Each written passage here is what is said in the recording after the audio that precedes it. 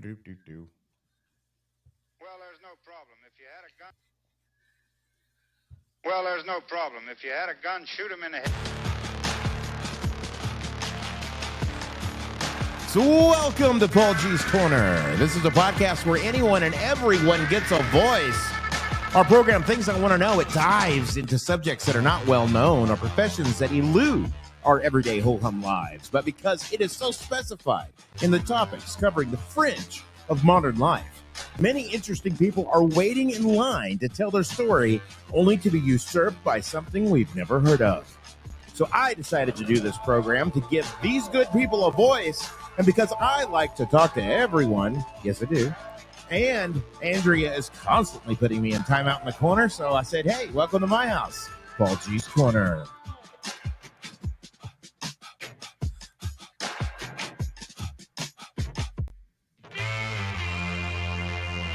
So today we have a special guest, Richard Blank, who will take us on his journey of taking a chance, moving abroad, and starting a business from scratch in Costa Rica filled with twists and turns. His expertise in interpersonal communications, conflict management, phonetic micro-expressions, and his unique strategies for success and his passion for giving back to the community. So join us as we uncover Richard's mysterious journey and discover how he made it to the top and explore the potential opportunities and challenges of starting a business in South America. Richard, how are you doing today? So happy to be here, Paul. Chilling on your corner, and I got a lot of great stories to share with you and your amazing audience. Excellent, excellent. What do you think about that intro? Love the intro. Love all the intros. So ChatGPT's been writing my intros for me. Oh, he's definitely an excellent writer. So that's I dump all the information that says make me an intro, and it goes boom, here it is. Sometimes I have to fix it though because it's not very good. But it's interesting that it can do that. I find it amazing. I mean, without a dictionary, I don't think I would have gotten through high school. So from time to time, we do need assistance. Thesaurus is what you need. Definitely. So now I'm interested in something that was in your bio about phonetic. Oh, what was that? I said it in the intro. It's phonetic micro-expression reading. Tell me correct. something. I'm going to want to know about that. But first off, what we need to do is we need to let everybody know who you are, what your credentials are, and where they can find your, what you do. Paul, I appreciate that. Originally from Northeast Philadelphia, moved to Costa Rica in August of 2000, and I've been here. I just celebrated my 15th year in business. And so I'm just a normal North American kid that studied Spanish and communication and just decided to throw my hat in the ring and take a 1 in a million opportunity. And but the call center space, what an interesting space. I see it as the art of speech, especially for those that speak a second language. You mentioned a thesaurus earlier. I mean, it's amazing how they've expanded their vocabulary, and the industry is exceptionally lucrative. It is a grind, but then again, it's just something that just keeps expanding. And so I was very fortunate to fall into this sort of career. All right. So you run a call center organization out of Costa Rica? That is correct. I'm the CEO of Costa Rica's call center. We're a nearshore, bilingual, dedicated call center. Our agents do appointment setting, customer support, lead generation, even non-voice back office support. Currently at 150 seats, and it's nice. I mean, as I mentioned before, most call center agents with skill sets can earn more than attorneys and doctors. It's very lucrative for those that are very good on the phone. Wow. So I've never found that to be true for me, because there's not a whole lot of call center places around here, unless you want to work for Walmart. Agents are virtual. I'm really good on the phone. I could see that personally. In fact, the main goal is to build the rapport. Mm-hmm. Yeah, or a rapport, or however it's pronounced. I guess I don't know. I can't never spell that word either. But it's the kind of thing so, where this comes naturally. Yes. Yeah, no, it's definitely. I spent 20 years selling insurance, so. Yeah, and when I was a little kid, that's all I did was run around with my little recorder and, how are you? And, do news reports and stuff. but it's just one of those things. It's just who I am. But yeah, you're right. It's something you got to be born with it. You can't be an intro. You can be an introvert and do this because you can be an extrovert on the phone. But I don't know if you could do a call center job if you're a true introvert that can't stand talking to anybody. It depends. That's what we're here for, to build on self-reliance and self-confidence. You mentioned a thesaurus. Instead of using words like help, use assist, guide, and lend a hand. Things like that can change tone and add momentum to a call, turn things around, reduce rabbit holes. Oh yeah, And so Ab- insurance sales, that's absolutely. division one. You know that. And you were probably prospecting. Were you canvassing, knocking on doors as well? I did work site benefits. Okay. So I didn't do car or anything like that. I did work site benefits. I had to talk to 15 people a day, 10 to 15 people a day, 5 days a week, probably 3 weeks a month. Okay. And I had to enroll them on their health insurance and all this other stuff like that. And it's just like I had to get to know them immediately. I had to get to know who they were, what they were doing, if they were interested in finances or feelings. Ah. And it's reductive, but finances or feelings, which one is important to you? And there's some people that do both, but they're both are important. But most of the time, it was pretty interesting. If I was dealing with a female, I know this is going to sound sexist, but it's true. If I was dealing with a female, 60% of the time it was feelings, Okay. unless they were older. Then it was finances, and then it was with men. It was always finances first and pride. Pump the ego. Well, that's one of the things I learned, my friend.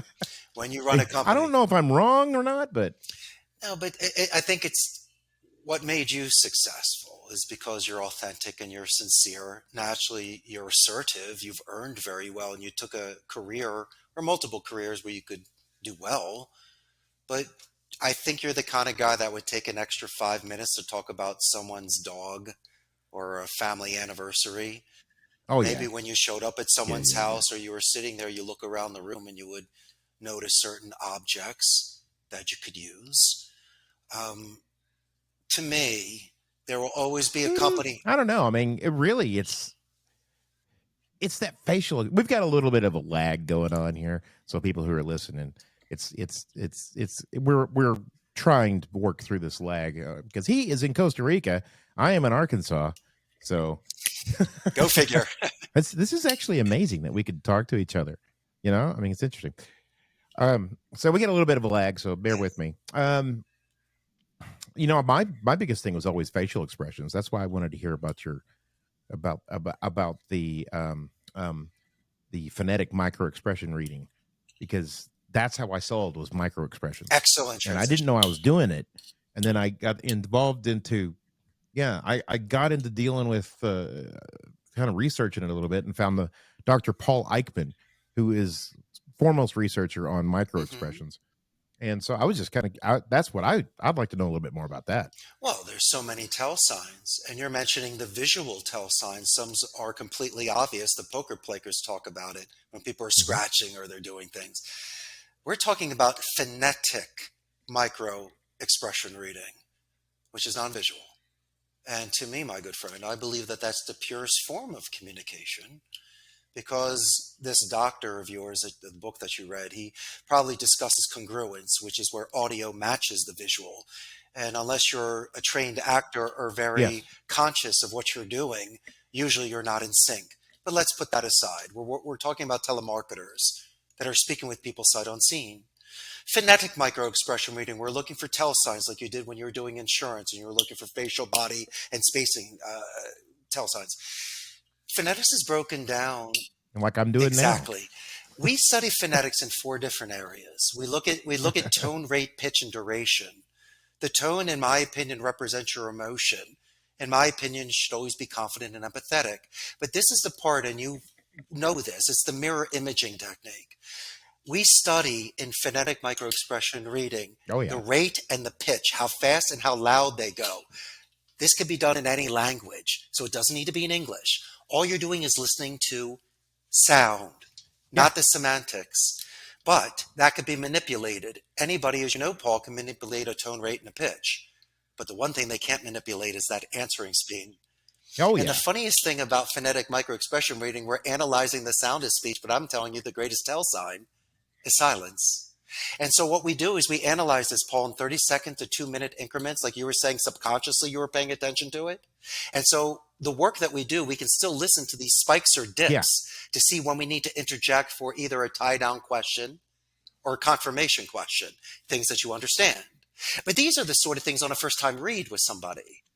And so Uh-huh. you're able to once again feel the tone of this Yeah. conversation. So, how do I know that it's working? Two things. I've seen that our talk time has increased, so we're not getting hung up on as fast. And our conversion ratios have gone up. So, we are actually Yeah. converting these Yeah. Yeah. Yeah. calls. So, these techniques, by interjecting at the right time, If you it get that works. talk time up, you're definitely going to get Well, it. it's also deduction. Yeah. Yeah. Most and You were talking about separating piles and asking questions. yeah, we're It's all fighting that right. lag We're again. on the same page, I believe. Yeah. Well, and for those who are listening and don't really know, I mean, um, the more you talk to somebody, they become more comfortable with you. When you finally hear that tense tone is out of their voice and they're more relaxed and they're like, yeah, no, man, I understand what you're saying. And their volume drops and their breathing calms. That tells me that we're on the same page. We're communicating. But if they're up here talking like this and they're just like, I don't know what's going on. Have you found that to be true? No, actually. You know, the expression, my friend, bark is worse than a Oh bark is wow, worse cool. than a Tell me. bite. If it's your best friend, Paul J, you know this individual when the tone changes. If it's a first timer, how do I know? He could yell to buy and whisper to hang up, or vice versa. I don't know you. And that's why someone It's from true. Arkansas may react differently to buying signs as somebody from Manhattan would. It could be actually the complete opposite. So Oh what I'm yeah, definitely. analyzing is I could care less about up and downs. I imagine you're probably Exactly. right And on so that it one. doesn't matter if you speak fast or slow, loud or soft. That is not really a tell sign to me. All I'm doing is paying attention to a spike or a dip. Well, That's it. To see if it's time for me to ask a question. Because someone could be yeah. whispering for 90 minutes or going back and forth. How do you know if you're on the same page or not? Well, I think it might be part of it too. Is when you're talking to somebody on the phone, especially, you still have to get that Sure. baseline, and I think that's where I didn't mention that because I'm not really, I've never really thought about this in 15 years. I've been making films and Yeah. doing commercials for 15 years. Um, but so if I'm talking to somebody, I need that baseline. So if that's just who they are, and there's somebody who's always got a high pitch, Hmm. oh, I'm That's always right. this, then that then dictates where the voice goes from there, I guess. And then that's when you listen for the intonation change and things like that. But you have to get that Well, you baseline, can I think. also set the pace. Because if you're calling somebody and asking to speak to the business owner and calling them sir and spelling their email address wrong, then you're going to get a bad read because it's inconsistent. And so what I try to do, and they say this, is you, Because you're yeah, they pissed say off the too. arbitrator is the best judge because he's neutral. And the greatest thing for me to do initially is to start the phone call in a neutral way. So then I can see the adjustments that are being made because I might sound like the 99 telemarketer calling them. Right. And so what we try to do and a lot of our pros, Well, this is also go ahead. well, this is also so that's very good for just communicating between two people. If just listening to your partner, if you could do these kind of things, and there's a whole lot better communication that's going to happen between you and your partner, for example, or you and your boss.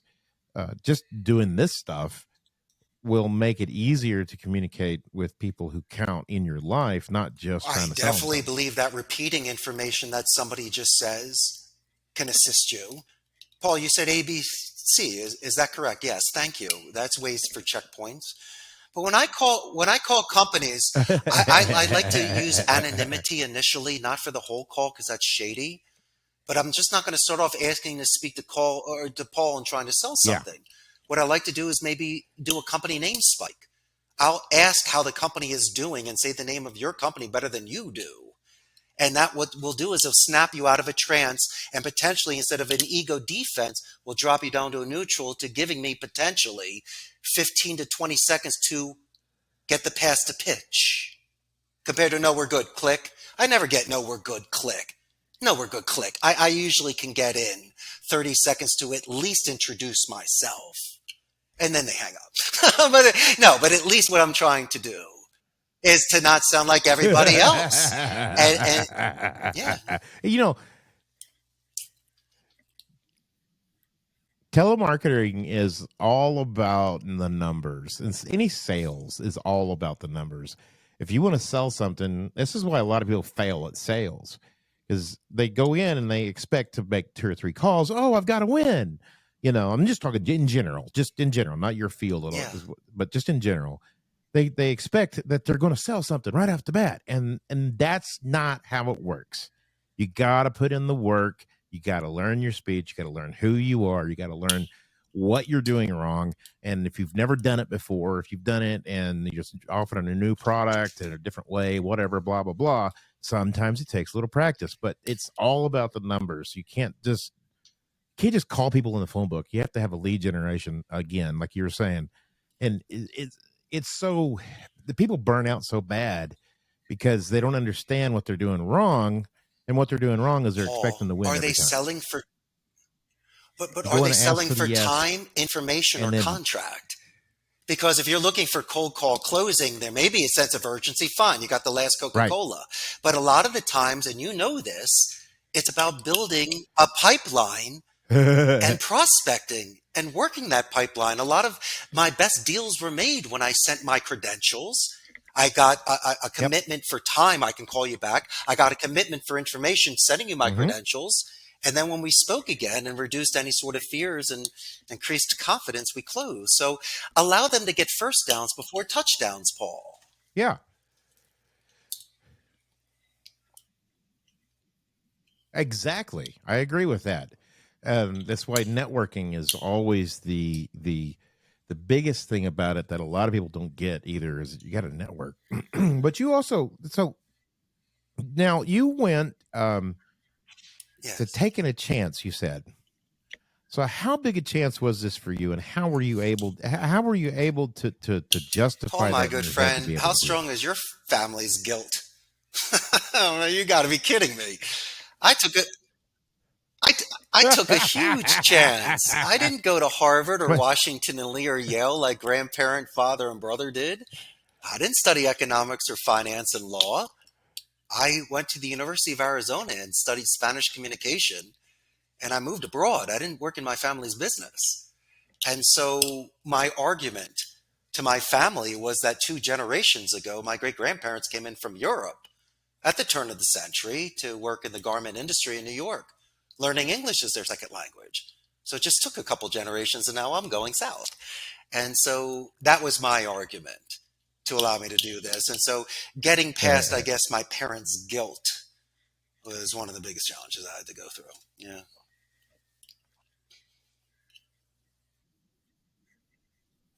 So the well, guilt a lot you of the felt, times or the guilt they families felt? will give you opinions, or they'll have pre-existing expectations.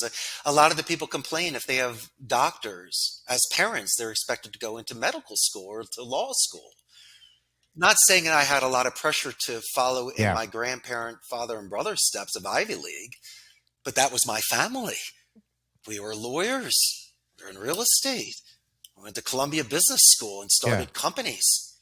And then there was someone like myself that was getting okay grades at a public school, wasn't mature enough for that, and didn't really know what I wanted to study. And so I had to take that chance of myself studying a second language, which gives you really no rate of return like an accounting degree would, or going to law school or something, or getting a trade, being a plumber.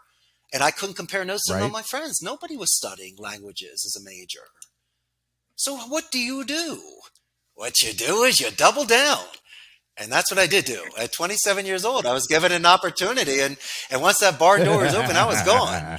And I learned the industry from the inside and out. And Paul, it's just about momentum, my brother. And you know this. You know when the current is with you and the wind is in your sails. And so obviously, if my intentions were honorable and I was happy with my life and people were giving me tons of positive reinforcement, it was bound to happen.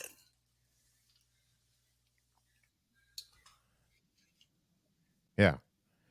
Well, what would you say to somebody who doesn't have any positive reinforcement and Yeah. then say, like when I was younger, I wanted to get into the entertainment field, but I really, really enjoy psychology. So I thought, well, I'll go be a psychologist.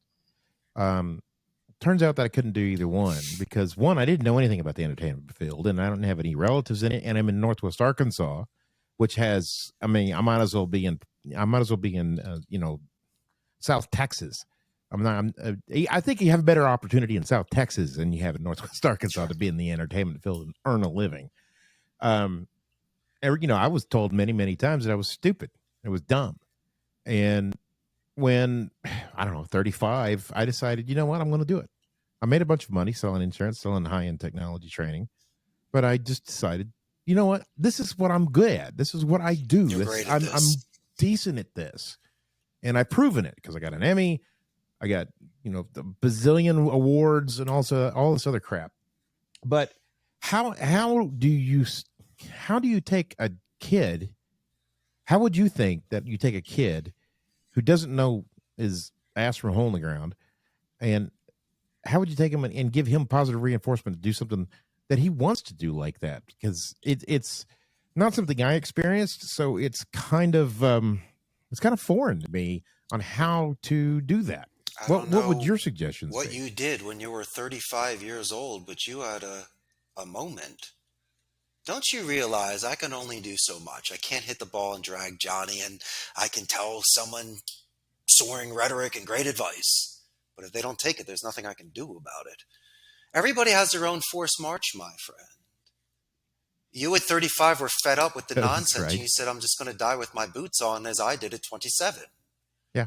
And so everybody has that breaking point in their life, not to jump off the Yep. bridge or be on that cliff. But there's a certain point where, as they said, Red said in Shawshank Redemption, get busy living or get busy dying. And I'm not asking you to tour the world and to not work and be responsible It's for a life. exactly right. But there was a certain passion in you. Maybe it was your past life or your future life. But whatever it was, both of those were yelling at you to do something in this life. And it took you to 35 to do this. And so those that called you Well, idiots and stupid, of course you I, did. We I all goofed did. off a lot. And the idiot and stupid, are we proving them wrong? No, my friend. I But was there's always partying. those naysayers and gray believers, and the Debbie Downers. But the greatest stories are told, Paul, by those that walk alone, that take that chance. And you did it. I mean, physically, you didn't leave Arkansas by doing what you're doing. I mean, your Emmys and stuff, you're moving around. You're doing it, I'm brother. And doing you it. could look at I'm yourself in the doing mirror it. and give yourself 5 for it. Yeah, doing it. I haven't done it But yet. don't you realize when you look at I'm when still you look at a working on that. photograph of an Albert Einstein, for an example, you realize what his life was. But when you look at a photograph of him as a baby, he Yeah. had no idea what he was going to do in his life. But you knew his destiny. Man, you haven't caught up to your destiny yet. No, You're almost there. You're not trying, man. I'm There's running, there's trying. there's physics to it. The fact that there is any sort of Hopefully. forward motion, it's not trying. That is doing. It just depends on when it arrives. And I'm always good with that. If you never leave your castle, Paul, you're never going to slay a dragon. If that never happens, there's no princess, and then you never become a prince. So what you're doing right now, my friend, is in this progression of leaving this castle. That's You true. know this. But the advice for the people, let's start small. Absolutely. Why don't we start off with making your bed in the morning so at least you can show yourself self-respect? Maybe start hitting the gym a little bit so someone, you can stand up for Exactly. yourself. Exactly. That's all. You're talking. You're asking. You asked Richard advice. I'm letting you know what Richard's doing. I, I know, no, I'm an ass, not an I know. asshole. So I always But tell people listen, that I'm an brother, I ass, not an believe it. I asshole. believe it. I believe But in I'm still an ass. physiological. Because if you get hired for that $1 million project, that's 14 hours on the set. Can you handle it? Can you handle as a telemarketer 8 hours on the phone? Can somebody handle Oh yeah, prospecting like you did in gonna insurance? You have need to to. build up to that. And so I think that if these people have checkpoints and grow certain Yeah, levels as they do in languages and in yeah. careers, then there's no reason why they can't build on that momentum. But the starting point is your bed. That's where you come home at night, you start in the day, and that's the self-respect. If you can't start there, then there's no other way it's going to work. Yep, And that's where they need to begin. I And agree. secondly, I believe in dedicated practice. Yeah, go ahead. So I did some TikToks on this. Yeah. So I did some TikToks on this, and I did four life hacks, and one of my life hacks was make your bed, You clean your also, house. dude, you need to look at yourself It's the in the first thing. mirror, It's though. like If you that's can't even top. look at yourself, that's even pre-bed making.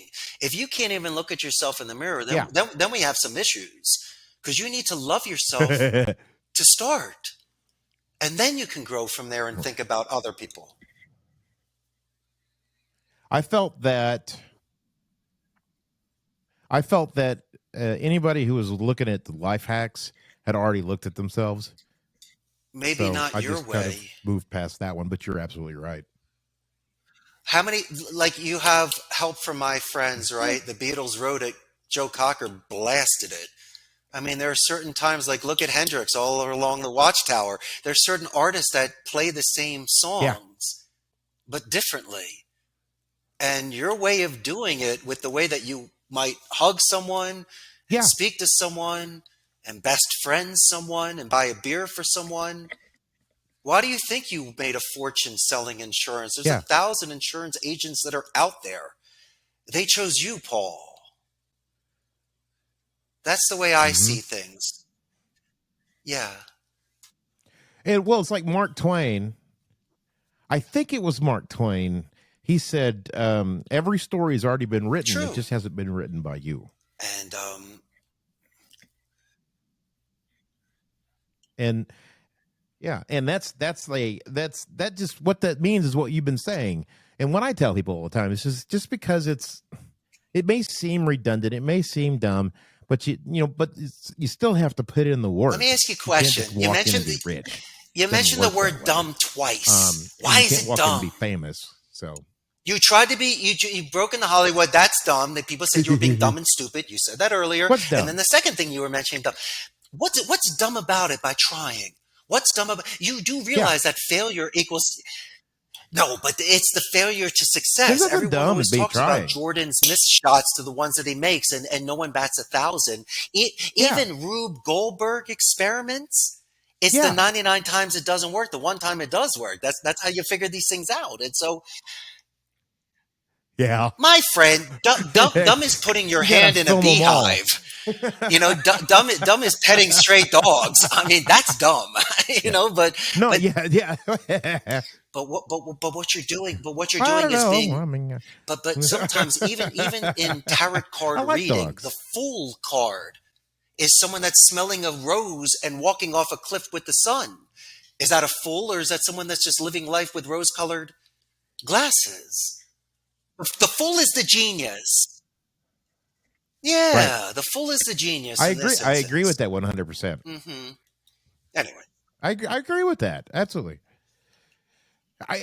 And you have to have, yes, risk management is something that you should definitely take upon yourself when you're looking at starting or doing something that could possibly be okay. dangerous or to your pocketbook or to yourself. However, if you don't, you lose every opportunity you never take. Paul, I got And good advice on that. it's cliche, but When it's I first true. started this company, I was renting a turnkey station, like a Yep. glorified internet cafe. 2 years later, I rented out space to build out a server room in the stations. 6 years later, I built out my 300 seat center. I bought used equipment. I bought used furniture. I didn't buy used underwear, but I'm trying to find areas in which to save money. Oh, yes, there is. Um, There's a line to be but drawn. it's the kind of thing where I didn't need to go out and play big shot and throw money around. There are ways to save money and start small. You start with the tent, you end up in the mansion in the game of life. Yeah, absolutely. And if you're Bernie Right. Madoff, you end up in the cells. But whatever. I couldn't help it. For some reason, the Bernie Madoff joke popped in my head. It has nothing to do with what we're talking about, but okay. So, but so interpersonal communication. We've been talking. We haven't really talked Yes. about that much. We talked about a little bit about conflict management. Yes. Obviously, phonetic micro expressions, which I still want to know more about. But interpersonal Yes. communication. When you're talking to somebody on the phone who doesn't know you, that's probably the toughest interpersonal Right. communication you're ever going to do because they can't see you. You can't see them. You have to listen, and they're I don't on the even know what type of defense because phone they're call like, "What we're the hell do even you want?" making. But this is what I do know. If given the luxury of time and allowing to do some due diligence of a LinkedIn profile or a website, there's a very good chance I can add momentum there by mentioning an anniversary or promotion or just knowing the correct person to with whom I need to speak with when I'm calling that company. But there's also that sort of thing where sincerity sells and using people's names are important. I believe in personal pronouns as trigger words to keep people's attention. Adjectives are phenomenal because Yes, you could use image streaming for descriptions because books are better than the yeah, movies absolutely. anyway. So when you're describing something, someone have some fun with it, paint a picture with it so you're not a print. And so maybe just by percentages alone, you might prolong the conversation and have more converted calls. Yeah, But initially, at least, they'll give you 30 seconds because you're interesting.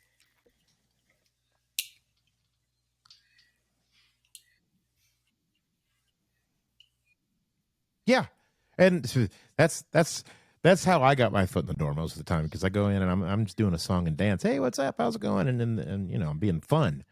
And as long as you have a good time, people You're 9 times out of 10 non-threatening, will at least Paul. give you You seem like 10 someone's minutes. best friend, and in fact, you do So kind of look in famous. So person, it's of like course. they got to look at you second twice.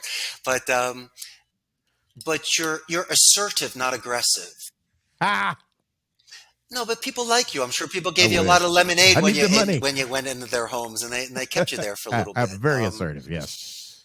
That's how I did my business. A lot of it was on referrals because of how I treated people.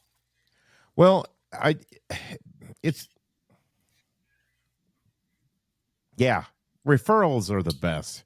That's the way. But if you just some people don't understand that every day is a sales job, even if you don't have a sales job. If you want to meet people and make friends and have a good time and not be hated in your community and you want people to kind of look up to you or at least not look down to you, it's a sales job. You have to do that, just period. Or I otherwise was taught at a very it's young age to your take life's going copious to kind of notes. And suck the a one little thing bit. you might be saying in passing, if I bring it up in 6 months, you're going to say, "That's amazing. I can't believe you remembered that."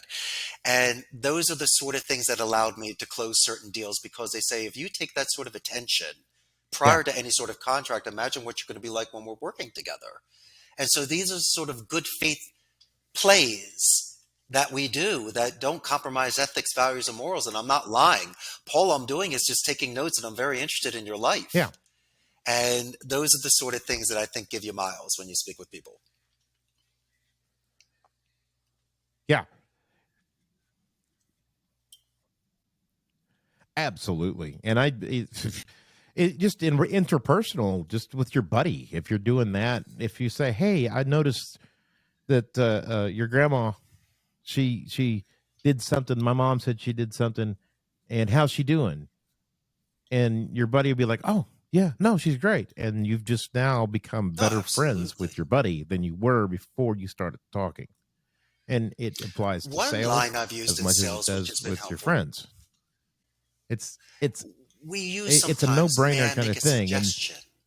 Because then you get the permission to either critique yeah, or to look at something objectively compared to just attacking them because it might be their taste.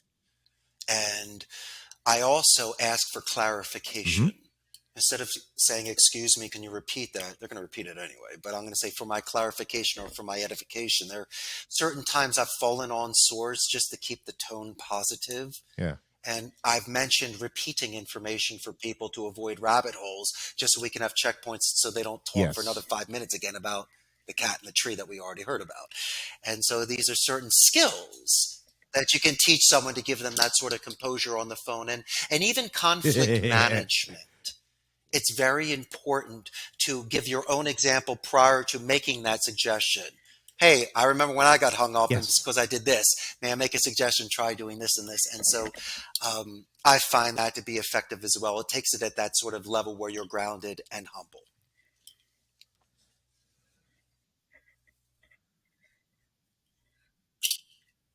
Yes. And with anybody in any walk of life, on any reasoning, it doesn't matter if you're Ah, being arrested by the cops or if you're trying to get a special deal at sure. movies or or Taco Bell.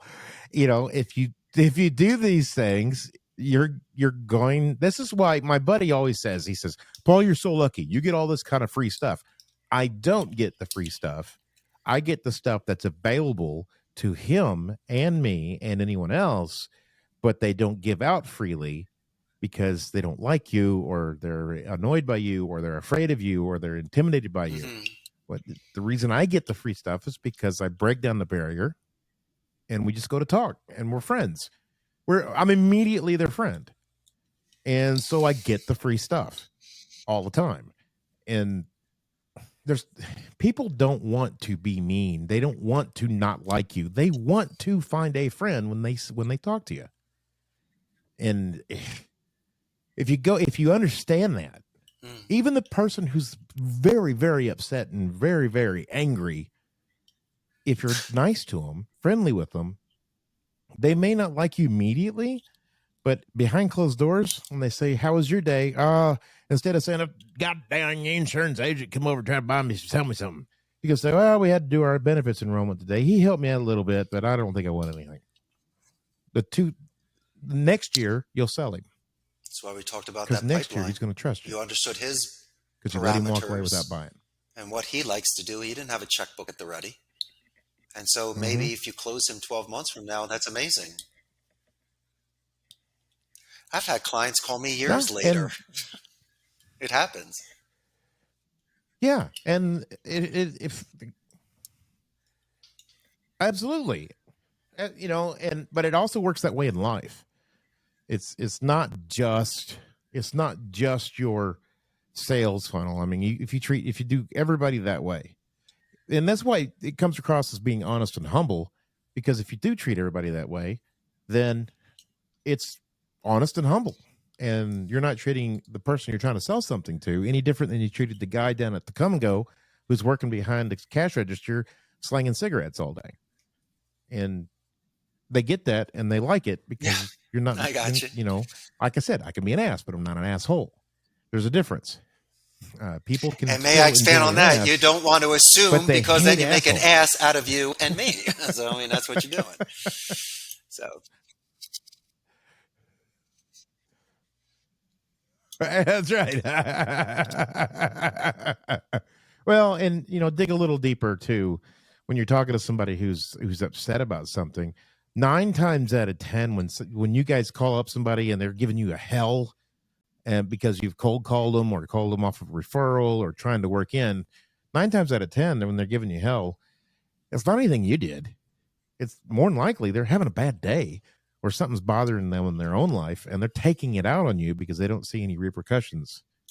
They don't see any backlash, any negative thing that's going to happen because some dude on the telephone or somebody just walked in the store. They don't see the negative exactly. side of it because to them there is none. So they take it out on that person and have a little empathy for that. And guess what? By the end of that conversation, if you dare to engage them, you're going to make their day better. I One, totally and agree. two, There you're going to have are a friend, things that happen at outside least the a minor office which friend. affect performances. It's great you give someone the benefit of the doubt. Hmm.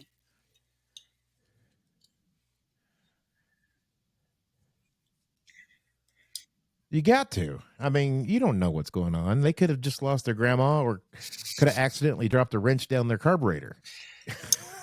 Most of the And gatekeepers either way, are they're having a professionals, bad and the day. reason they might have that stern tone is because people are facetious. They claim that Paul's waiting for the call, they know them, they do business with them. Sometimes people lie. And that's what makes them jaded, but that's why they also get the big bucks because they're good Yeah. at it. And so by mentioning earlier, using that anonymity as a mystery shopper, or just walking into the store and asking how the store is doing today, you might snap them out of that trance and possibly take them from a 10 to a 6 negativity. And you just chip away at that. But if you're going there overly smiley, it's just going to upset them Yeah. Might because make their you're day. too happy. It's only going to piss them Yeah. off.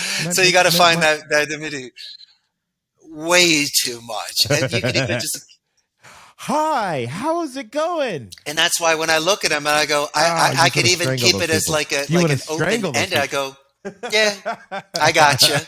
I gotcha. And I don't even know what I got, but I gotcha. And the guy looks at me like, yeah. And I'm like, yeah, yeah, yeah. And that's what Yeah, people do yeah. sometimes. Yeah, nice, thanks. How's your day going, Pat? How's yours? So I want to come back Go ahead. around to the I want to come back around to what we were talking about to Yes, begin let's with pick just a that little apart. bit about the phonetic micro expression. I'm still I would let's spend a couple minutes on that and then we can go because I'm When you generally only do go about any 30 sort of minutes if I can, but focus, we're a little bit over, but that's okay sure. because I want to know about this. Micro expression reading is Can you just done give when me you have a just start me? controlled Tell me environment like I'm and there dumb. needs to be consistencies for inconsistencies. Now, if you only speak to someone for 30 seconds, it's a very slow read. If you can speak to someone for 20 minutes, you'll have at least 40 different 30-second segments to be able to gauge. Now, in phonetic microexpression reading, think about it as an XY chart, like in pre-algebra. You have the speed as going fast and slow and loud and soft. You have 4 quadrants. So every 30 seconds, why don't you just put a dot to how fast and how loud people are going from 0 to 10 in which quadrant? And just by doing that alone, you will then see that pattern. I am taking out all semantics. I'm taking out tone. I'm even taking out answering speed. And if you want to practice it, don't do it in English, Spanish, or any sort of language you might have taken in high school. Do it in Chinese or a language you just have no idea. And all you're doing is listening to that spike or dip, because that's the tell sign on a new read with somebody if it's time to ask for a clarification question. Because you were mentioning tone earlier, or speaking level or speaking speed, and I answered you, which surprised you, as a no, because no means I don't KNOW exactly how you're speaking. And so this expression reading, once again, focus, controlled 30-second segments just to see where it spikes in a dip. Now, once you see it, you can't unsee it. After 3 weeks, it becomes habit. You were mentioning earlier when you were doing your insurance, you were reading people's faces. It became second nature. This phonetic microexpression, when you're putting in tens of thousands of hours on the phone with people over 2 decades, you see the patterns. And since I'm in this controlled environment of sight unseen, I have to expand on my hearing and my image streaming visuals because my taste, touch, and smell have been eliminated. So you know that those other senses get expanded. So besides the listening part, it's take the XY chart, analyze the people. You will see so many different speaking styles. And when you have interference with a dog in the background or a bad cell connection, yelling because they're in the car, whispering because they're at home, those things can't really be taken into consideration. Those are effects of the call, not the actual person speaking, as you were saying, feelings to facts. And guess what? If you mess something up in that call 3 minutes in, you might need to reset that again because all of a sudden they're pissed off. So now their tone is angry the whole time and you're going to have a misread. So it's almost like a balance of a wave. You got to really be beautifully on top of that just to make sure it's not, you're leading the dance. It's not me you mirror imaging me. I'm a fast, loud talker. If you're low and slow, I need to match you. So I see when you spike or dip. That's the call. Does this work? Yes. Is it intensive? Absolutely. Are people giving you tell signs left and right all day? But this is what I want you to do, Paul. Just like fire, it could be there for health, warmth, but also could burn somebody. If you know this so well, and you can break this down so well, please don't embarrass people publicly. Maybe ask them to repeat it for your clarification, or possibly explain things using five senses to see if they can be consistent. Because I think there's a very good I'll give you the best example. You're on the phone with someone, you give someone a phone number, they say, hey, Paul, give me your phone number, I'll call you in 2 weeks. Okay, I give the phone number, call ends, the guy never calls. I'll see a tell sign, I go, hey, Paul, just in case I was going too fast, would you mind repeating my phone number for me? And then all of a sudden, Joey's like, yeah, that's what I thought, Joey. You didn't write it down. And that's sometimes I can test it without inadvertently and passive aggressively. I can test somebody by doing that repeating phone call section to see if they were being realistic with me. Does that assist you? Did that clarify it at all, Paul?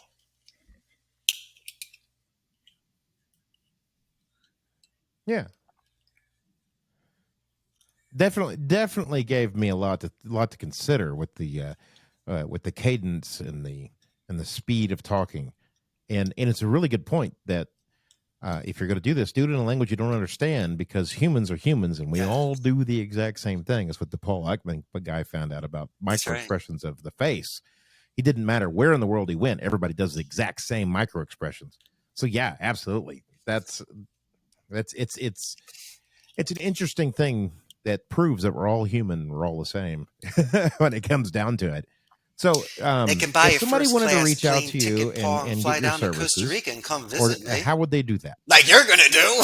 And so, but if not, I have a very large Facebook fan page. I got 109,000 Costa Ricans on a Facebook fan page, and when this goes live, they'll have a lot more fans for you. But it will give your audience a chance to see the business process outsourcing industry in Central America. We are north of Panama, south of Nicaragua, the only democratic society in Central America. No standing army. We put all the money back into education, 95% literacy rate. And check this out. We have companies such as Amazon, HP, Intel, and Oracle here. We have the most neutral English accent, best infrastructure in Central America, and your buddy Richard's here. And I got 1,001 suggestions for you and your audience. Yeah.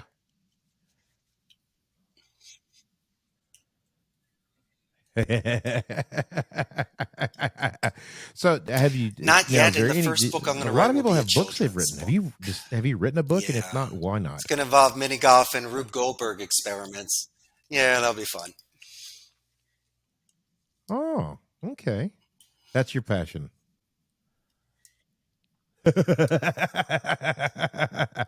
Well, I mean, it's interesting. There's so many things that you could write a book on, and telemarketing and the voice, and it's all there. Paul, exactly Paul, what my brother. I'm on these podcasts it's to share just, like this information for free, and I appreciate that compliment. So I don't have a book or a seminar. There's no 1995 if you call now.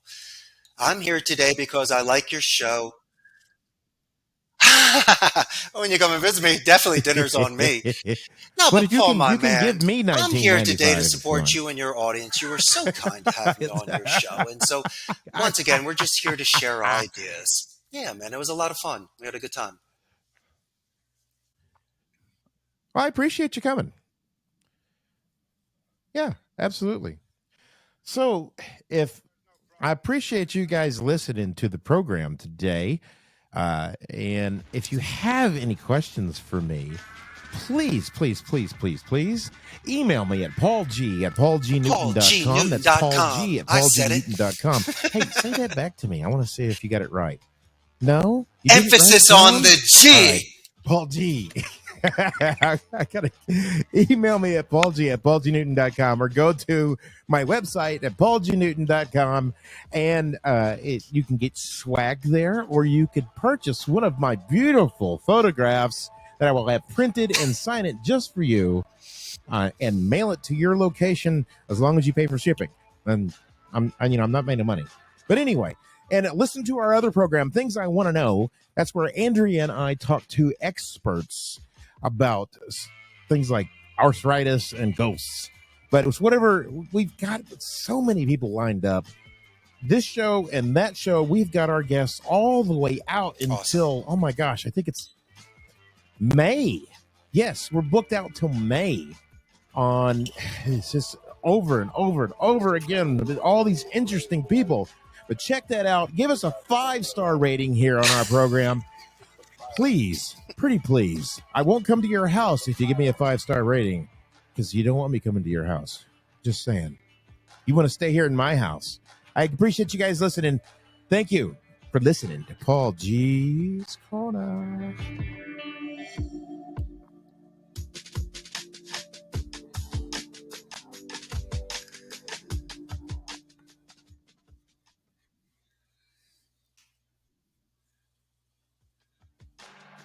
All right, there we go. Stop.